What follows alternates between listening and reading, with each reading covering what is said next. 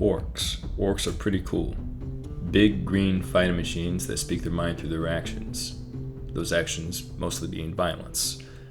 They are our most favored foe for slaughter, just behind the undead and demons. Foefather that can mix once in a while via undead orcs, demon orcs, undead demons, or undead demon orcs. The possibilities are vast. Generally used in the same manner as hordes of goblins or evil bandit bands. Nameless masses of minions for the big bad guy. They only exist to be an obstacle for your main characters of fiction to overcome. Despite that, even in those early fictions, like Lord of the Rings, writers can't help but give orcs some kind of character of personality. Later fictions, like World of Warcraft, would put orcs front and center as main characters. In such fictions, the few virtues orcs have are blown up. Relentless, hardworking, crafty, and adaptive with an iron will. Orcs can make strong heroes and villains. Or a most steadfast union representative, more than willing to talk back to the evil wizard who knows nothing about the needs of the hardworking orcs in the fires of industry. They are also among the coolest races one can play as in a good lot of tabletop RPGs and video games. As it stands, I really like orcs. They are in my top pick of races to play in games. Other fantasy races like elves, halflings, and dwarves are very rigid in most settings, being simply human but with a little something. As it goes, elves are human, but men and women look like sexy ladies with knife ears, and are stupid racist. Dwarves are human but short and hairy, with an extreme, obsessive, compulsive fixation for shiny rocks. Halflings are pocket-sized humans that you should never turn your back on, as they are thievy little cunts that will take everything and anything from you, because they're disgusting rat things that only care for the trinkets in your pocket.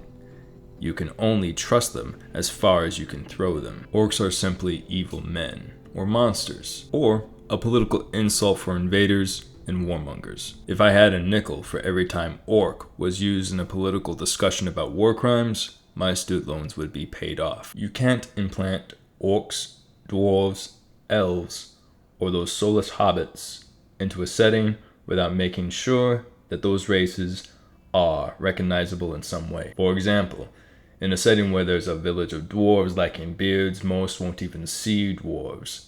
To most, it's just a village of Danny DeVito clone. To this end, many fantasies never stray far from the path of what people expect. However, to make them your own is an exercise in creativity. Simon's Dwarves of Monster Garden is an excellent example of this. Some mad lads don't even use common fantasy creatures, but come up with their own shit. Other fools like myself try this, but lack the language skills needed to give them proper names. I suck at names. I'm sure many a world builder struggle against this to some level. Or I'm just an incompetent fool. Either way, this fool will tackle the subject that is orc. Right off the bat, from what most will tell you, is that orcs are ugly man-things with tusks jutting from their jaws, and are brown and black, the colors so-called civilfolk don't like. Gray and dark gray, the colors of dead people. Or shades of green, the color fast food enjoyers tend to hate. Ultimately, orcs are meant to be easy to hate. However, this is not perfect hate content, proven by many a fan fiction depicting orc men snuggling the MC to exhaustion, or orc women doing the same damn thing. They are not completely repugnant. Pulling from the most common elements I see from orcs in popular media, I put together 4 archetypes. The first and oldest being from what I can refer to as the absurdly large but definitely not goblin humanoids, or just big goblins. Just take a goblin, make it 2 times larger than normal, remove from it cowardice, reliance on magic, and the ability to reason. From that, you will have your first archetype. The next archetype is an attempt to make something truly revolting, doubling down on the imagery of something monstrous and pathetic. War pigs, as it stands. The symbolism of pigs are generally regarded as needlessly greedy, gluttonous, ugly, and short. They also show an extreme goblin behavior, brave only because they think they are stronger than you. The more they find out, the faster they fuck off. By far the most common archetype is that of the monster man, or mer, the closest to human and the easiest to empathize with, both visually and in theme, as many orcs in this archetype come from slave stock, is the result of people twisted against their nature, or is pariah folk spurned from civility for their beastly visage. It is the most flexible and nuanced kind of orcs in media, as they are often, in subtle ways, reflections of people, both as the worst kind of people and people in the worst kinds of situations, the worst of both worlds as it is. The final archetype is freakishly cartoonish from how over the top it can be. Orcs of this kind can be larger than life in many ways, the most obvious being their sheer might and power. Great dumb hulks. While not always stupid, they favor strength and power above all, flexing their huge muscles as they smash you to tiny bits. This can be played up for both heroes and monsters alike. They are a solid example of power fantasy. This type of orc is the kind most people think of in modern media. To get a nice visual wealth of what orcs are, let's look at some popular orcs from media. Starting with Lord of the Rings orcs. Orcs from this setting have a great deal of variety, both in books and film. Tolkien pulled from the Old English and Norse folklore for the name orc. The poem Beowulf comes to mind. From the same lore, he pulled the largest, most monstrous goblins. Goblins being beastly fae, a kind of fairy or elf, which rhymes with Tolkien's orcs, as the first orcs in the setting are corrupted elves, looking like elves but short and ugly, with exaggerated facial features. This image of an orc is the most common as orcs of Mordor. Orcs that delve deep into the mines and caves in Middle-earth are more commonly called goblins, often shorter, meeker, with rat or bug-like demeanor. They just look like goblins outright, but are still orc, as Tolkien used the word orc and goblin interchangeably to describe these creatures. Where shit gets funky is when half-orcs become a thing. Old methods of corruption and orc breeding done by old agents of evil had led to the creation of the Black Orcs of Mordor. As I understand it, those orcs were larger and meaner. These methods were rediscovered and repeated by Saruman. This wizard created half-orcs, quoting, "His wickedest deed, the interbreeding of orcs and men, producing both man orcs, large and cunning, and orc men, treacherous and vile. These orcs, like the Black Orcs of Mordor, are large and powerful, but in addition to this, they are smarter and don't fear the light of the sun as most orcs do. This is also the only breed of orc to kill a main character. So, an orc win, I guess." Now let's look at Elder Scrolls orcs. In the early games, they were not even playable race, filling the role of unruly raiders. From Morrowind onward, orcs would be a playable race, taking the role of pariah folk, trying their best to carve out any piece of Tamriel for themselves. Less of a monstrous nature and more like a creature of personhood, or mer. These orcs make war, write books, learn magic, farm potatoes, smith tools, sell cheese, and get dangerously addicted to skooma, like any human or elf of Tamriel. These orcs might be some of the earliest to be an extreme color of green, otherwise their look is that of a common orc. Orcs deep of character and charm show up in these games. One might think this is when orcs started to appear in snuggling fan fictions written by men and women of culture. It's hard to tell. I didn't really do that much digging to figure out when that started. D&D orcs have seen the most amount of change over time, starting off as far from humanity as possible, with swine-faced simians. Brutal, cruel, both in appearance and manner. Goblins with pig heads. Later on, these orcs' pig-like features will be slightly diminished, the goblin body plan becoming a larger influence here, keeping the monstrous disposition from the first iteration, but is subtly implied to be brutally cunning through a slightly more simian look. This form of orc in this iteration doubles down on the subtle themes of the orcs that came before, becoming monster men more well armed than before and stronger.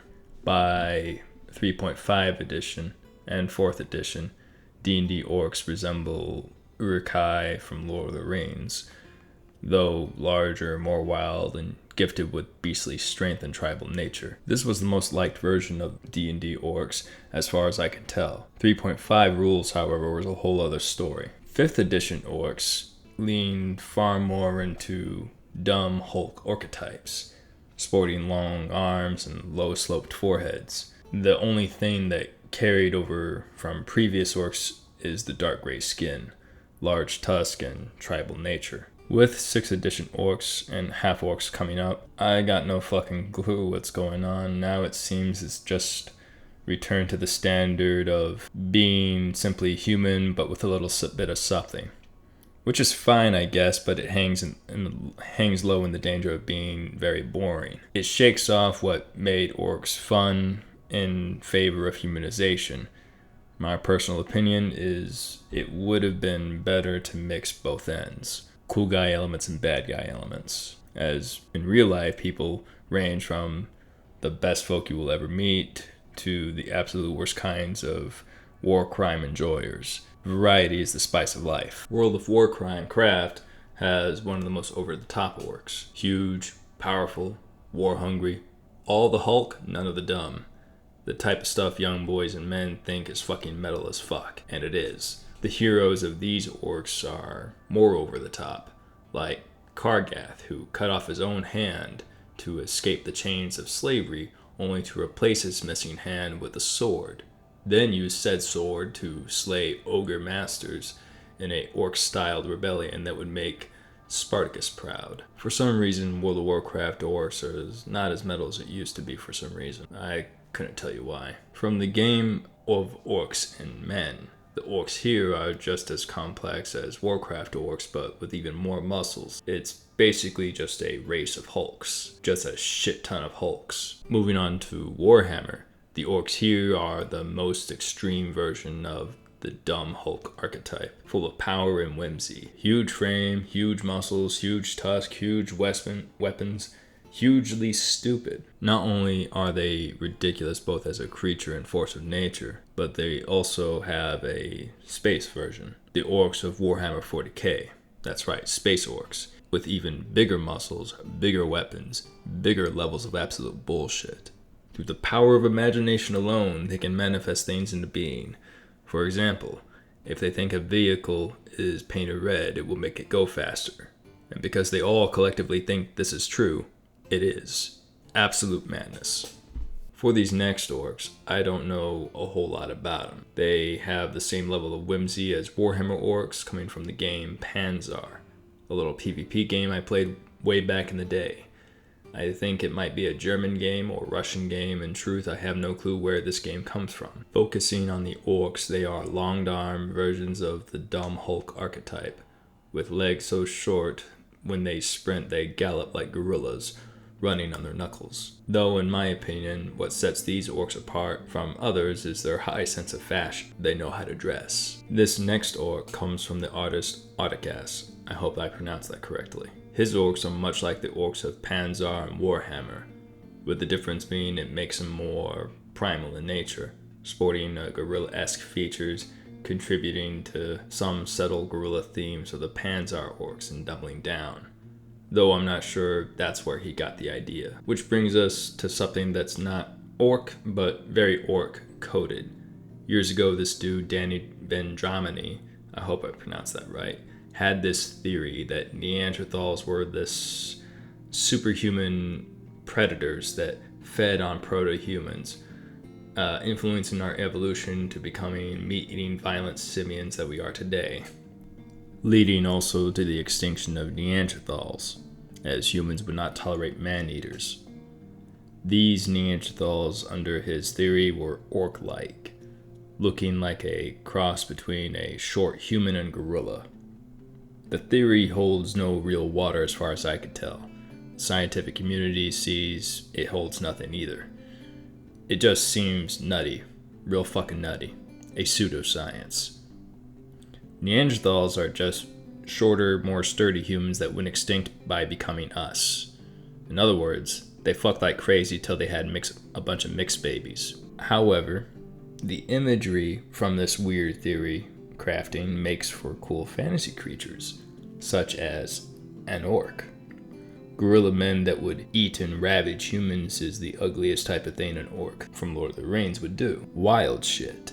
But that's why I included it in our visual soup of orcs. While looking at primal man, I can't help but look at our fellow primates, chimpanzees, gorillas, bonobos, and other apes. People often forget that we humans are apes, that we share a common ancestor with other great apes. The morphology of great apes is a huge spectrum of shapes and sizes. The morphology is equally vast from our ancestry, and damn near cosmic if you go past our common ape ancestor. Pulling from great apes for the imagery of orcs seems like a sound idea, when you consider most fantasy races are just humans with a little bit of something different about them, implying that they're either all mutant humans or at the very least they all share a common ancestor with humans, which fuels the bulk of my ideas for orcs.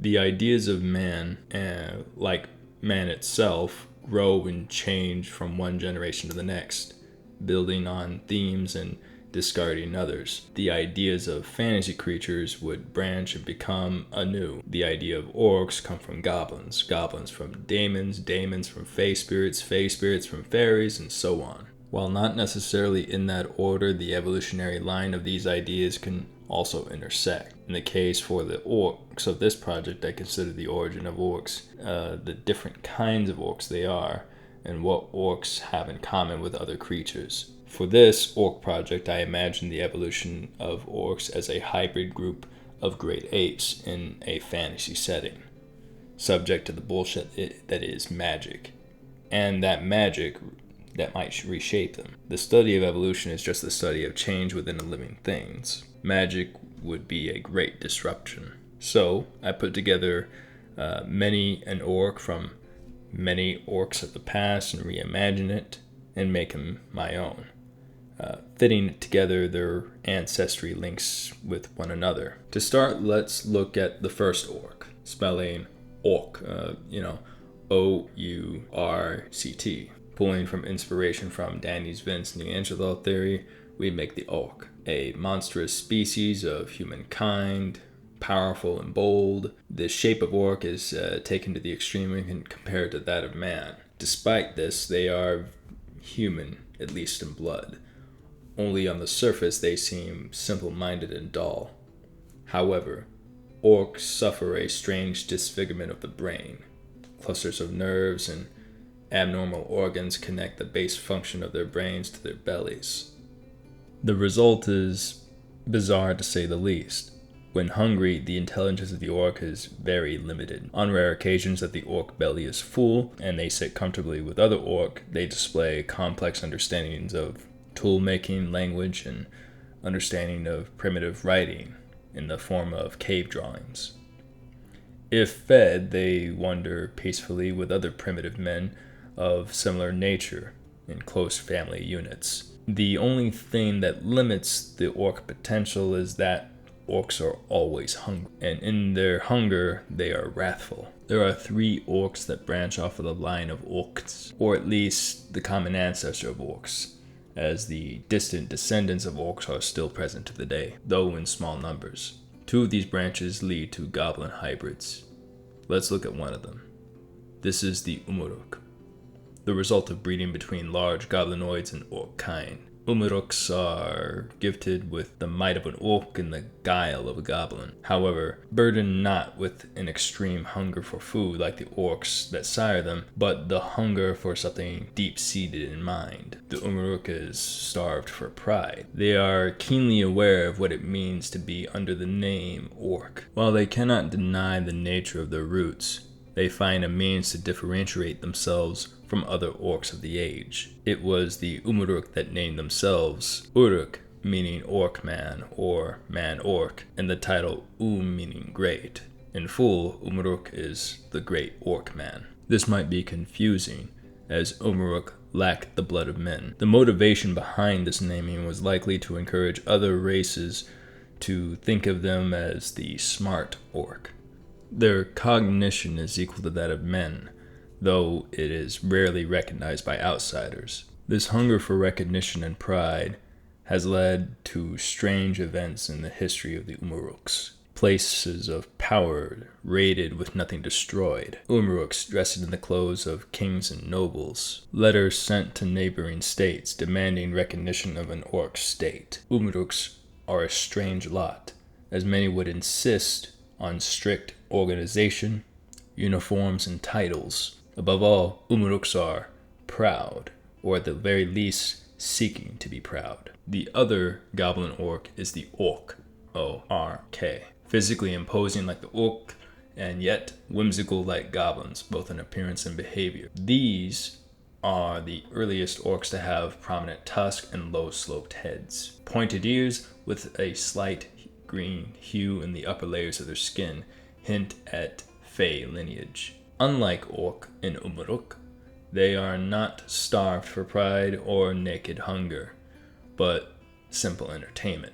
Orcs get very easily bored in the foothills from which they live.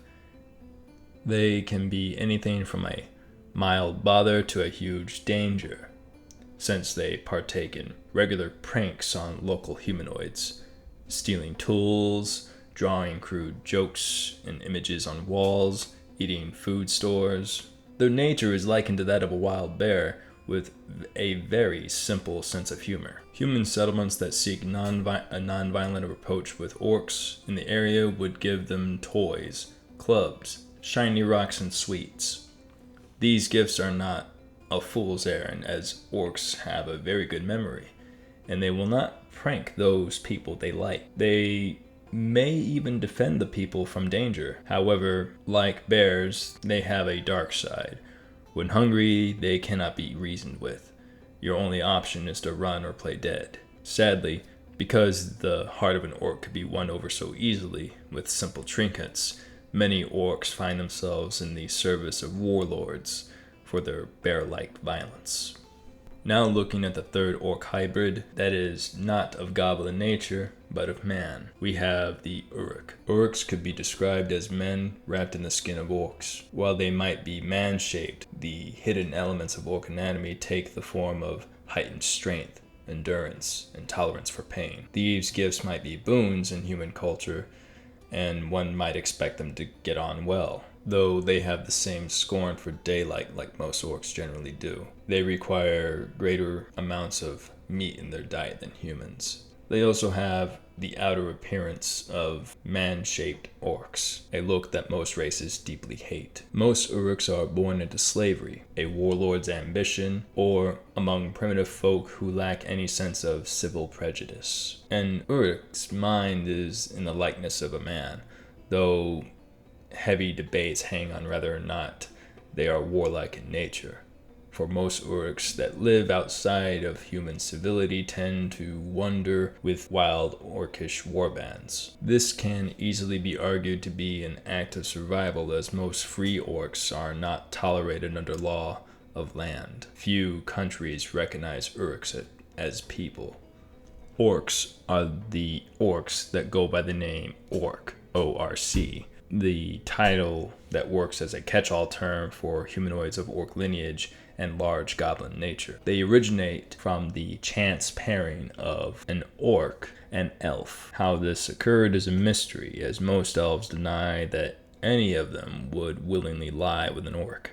Instead, they blame ancient warmongers who perform dark rituals, infusing elven subjects with orcish blood to empower their armies. Orcs themselves deny being the result of blood magic, instead claiming that they were bred into being in the same manner as Uruks. Either way, orcs are here to stay. The orc and elf mind are alike in most regards, but despite this, many orcs reject the ways of their elven ancestors. They seek progress as men do, breeding in great numbers, building cities, and avoiding the stagnation of elven kind. However, this is an uphill battle, as most orcish states draw the ire of those around them for the crime of simply being orcs. Ironically, this constant pressure causes them to practice the shortcuts that riddles the civilization of other beings, slavery and grinding industry. Thus they became more like that which scorns them, the slaves becoming masters and the masters becoming slaves.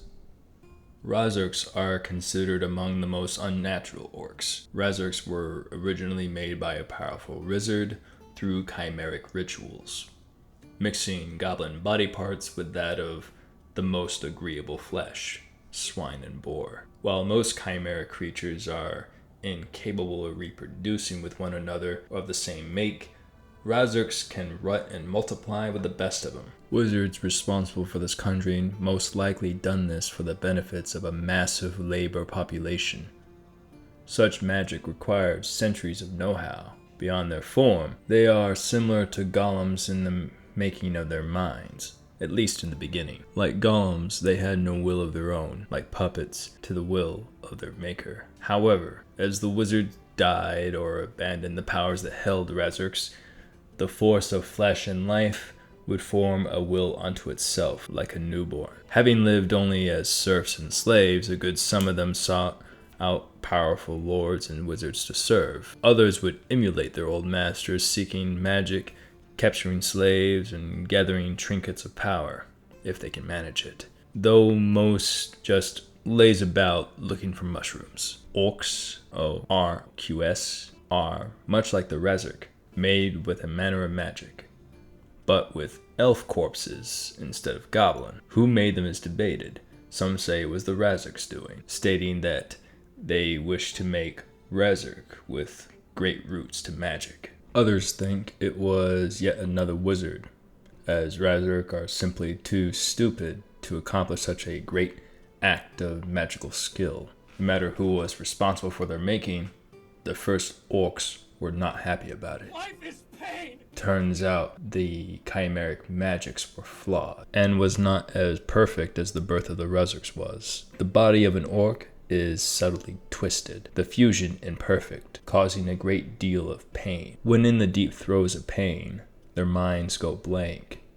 The resulting violence would be forgotten. Perhaps this pain fueled a rage that killed the conjurers that made them. Most orcs are comfortable with that idea. Thankfully, the pain of being seems to be less and less with every successive generation. A multitude of orcs pursue both magic and sciences of healing to correct themselves and others to the best of their ability. While most folk rarely go to an orc for medical help or help in general, the skills of some orc shamans is hard to ignore, especially when a demigoddess of beauty was horribly mutilated by a death cult, had her health and elegance restored in full by shamans of orcs. Uruk-mu are among the most feared and coveted orcs, feared for the damage they can do both in individual engagements and full-scale war, coveted by warlords for the same reason. Bred from strong Urks and men of warrior blood, they are larger, stronger, faster orc men. The only flaw that limits their usefulness to warlords is their inherent hunger of orcs, the hunger that seems deeper and more severe, requiring vast resources to quell. Though Uruks of strong breeding have been made before, what sets the Uruk-mu apart from the rest is the complete and utter lack of daylight fear. These orcs could wander in the open desert under the burning sun and be at ease. The sun seems to be the only thing to ease the hunger pains, or at least help them forget it. The warlords who first bred Uruk-mu used them as frontline fighters in the wars that built empires. Many Uruk-mu, like their Uruk before them, resent their masters. The thirst for freedom runs blood deep. Only when human and Uruk parentage was found slain foolishly by war masters, a punishment for failure of war, did Uruk-mu fighters kill and eat them. Now, armies worth of Uruk-mu strive to be freedom fighters, slaying the masters of every slave and every kind, eating slavers as they go. On a calm note, most are fond of cultured arts. Morg are the kind of orc that avoid direct combat when they can. While they are capable of melee violence, they prefer war by means of booby traps and ambush. If the common orc could be described as wolves, the morg can be thought of as alligator snapping turtle, at least relative to orcs. Morgs are the result of breeding between orcs, O-R-Q-S, and elfin primates. Mork can tend to lead goblin troops more often than follow fellow orcs in warbands. They also take great care with their gear, forging it and maintaining it. Among orckin and even dwarves, morks are famed for the durability of their craft. Onto this, mork warriors are braver melee fighters when encased in a thick iron shell of their own make. Even without armor, mork's hide is thick and strong like that of a turtle around the upper body. Mork troops may not be the best fighters, but whole hordes would bend over backwards for their support. While most orcs, like other races, have strong family bonds, it goes double for mork troops, along with a long memory to match. Deeds done well would earn you lifelong favors. Misdeeds would earn you lifelong enemies, but not just the mork, but the mork's friends as well. In hindsight, calling some of my orcs orc with a different spelling, such as ORC, ORQ, ORK, and OURCT, may seem like poor planning on my part, or just I just suck at names. But trust me, I can make this make sense. The issue I ran into is that unlike other fantasy creatures like dragons or goblins that have a shit ton of names, orcs don't have that, precondition. Orc rather is it's just spelled with a C or a K, and the sound of the name is the same. It's no drake, wyvern, or dragon, goblin, gremlin, or redcat. Orc's only ever been called orc. Well, that's not true. I just don't want to steal too much from Lord of the Rings. I can't call any of them goblins or any other name that also corresponds with goblins in nature, since I want goblins and orcs to differ. Not all goblins are orcs, but all orcs are goblins, that sort of thing, I guess. While naming them, it occurred to me that no self-respecting people would call themselves orc, aka monster. But you know who would name a whole race of beings as monster? Anybody that's not that race. Outsiders with great influence, elves, men, people with tainted relations with the orc, and outnumber them greatly. It would resemble racism against a smaller group, or pariah folk. In this respect, language does not change according to the whims of a small few, but the masses. The same logic could apply in a fantasy setting. To a great many peoples in a setting, orcs are all the same, and would name them all orcs if they could, a name of ugliness. The variations of that name and spelling may only be due to differences in language, or just a measure of an afterthought. Most fantasy settings, there are only one kind of orc, maybe with lesser and greater versions. As told, I implied, or I tried to invoke a scenario where you can have every kind of orc in the same setting. Why do dwarves and elves get all the extreme variants? Hopefully, the way I made the orcs here, I managed to avoid the just green dude with tusks cut out, at least with most of them. So we got 3 major groups of orcs in this work in progress setting. Ape orcs, orc, O-U-R-C-T, Uruk-mu, broad shoulders, heavy with round ears. Elf orcs, orc, O-R-C, orc, O-R-K, and Umurok, narrow shoulders with long limbs and even longer ears. And pig orcs, orc, O-R-Q, mork, and razork, misshapen bodies, chimeric in nature with pig faces. I might also armor up these illustrations of orcs to give them more personality and a larger window into orc culture. I may have started to write an overall setting for the orcs. Always wanted to make some sort of generic fantasy setting with dragons, gods, and magic and monsters. Or at least a setting where it looks like that on the surface. After all, I'm quite fond of Morrowind. I did not want to make orcs that are just evil for the sake of it, nor clean-cut like late-stage WoW orcs, but orcs that can fill the vibe of a warrior-like people, but alien enough to keep them away from being humans but green. For orcs as well as other non-human fantasy races, there should always be a degree to which they are alien, equal to humans but different. Like the differences between the apes and humans of Planet of the Apes, for example. I guess one thing I can think of is it's like a sweet spot I'm looking for. It's like a positive or inverted concept of the uncanny valley. That feeling I get when I see the expressions on a gorilla's face. And despite not being a gorilla, I know exactly what's going on inside his head due to our shared sentience or sentient feelings most mammals have. If you like how I tackled orcs here, I might try my hand at other fantasy races. Elves, dwarves, goblins, etc. Hope you like my artwork overall. Also, for those of you who want artist notes, I'll speak off the cuff about each design in a separate video, maybe, I guess if enough of you ask for it. I'm still not confident speaking publicly as of yet, even in videos. I like to talk. I'm just not good at it. The classic autistic L, I guess. But if I don't communicate my interests, no one will. Thus, I am doomed to speak for myself. Hope you enjoyed the content here. And thanks for wasting your time with me. But as my friends would say, if you enjoyed your time here, it wasn't a waste. Peace.